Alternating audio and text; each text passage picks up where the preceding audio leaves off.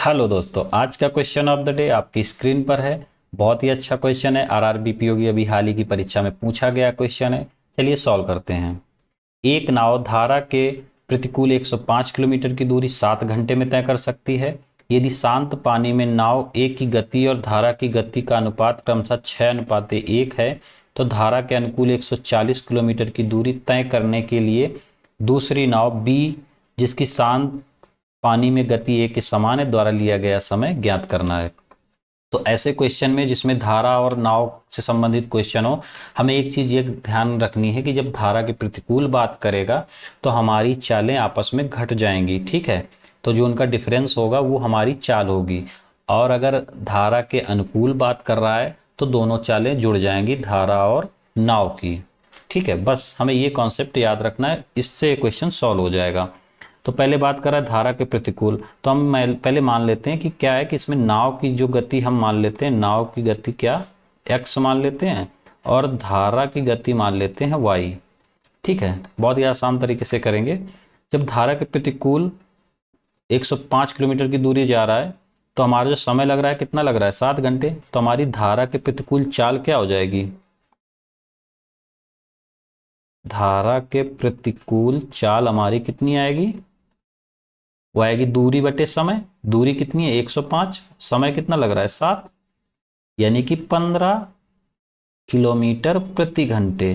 ये हमारी धारा के प्रतिकूल चाल है। और मैंने अभी बताया कि जो धारा की प्रतिकूल चाल है ये जो होती है इन दोनों चाल का डिफरेंस है। तो यानी कि नाव की चाल अब यहाँ पे ज़्यादा मानेंगे हम लोग। ठीक है, तो x माइनस वाई बराबर कितना, 15। ये चीज़ आपको समझ में आ गई होगी क्योंकि धारा के प्रतिकूल था, जो दो डिफरेंस है वो 15 के बराबर हो गया। यदि शांत पानी में नाव की गति और धारा की गति, लेकिन जो इनका रेशियो बता रहा है कितना है, नाव की गति और धारा की गति वो 6:1 है, 6:1। ये इनका रेशियो कितना है, 6:1।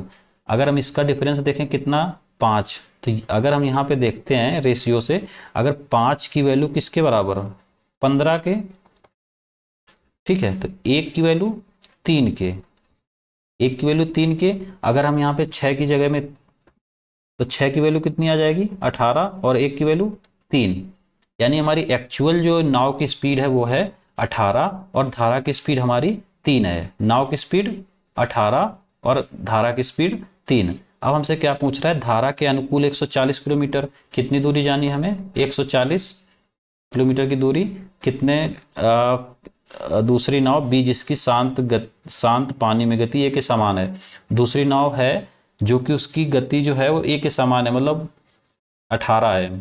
ठीक है, तो उसमें अनुकूल जाना है तो ये चालें जुड़ जाएंगी, 18 और 3 21। 140 किलोमीटर की दूरी वो 21 किलोमीटर प्रति घंटे की चाल से तय करेगा। तो हमारा जो इसको 21 से इसमें भाग देंगे तो 6 बार हो जाएगा, 6 फिर से 6, यानी कि 6.67 घंटे हमें लगेगा। तो हमारा जो बी ऑप्शन है वो सही हो जाएगा। उम्मीद है क्वेश्चन आपको समझ में आया होगा, बहुत ही आसान क्वेश्चन था। धन्यवाद।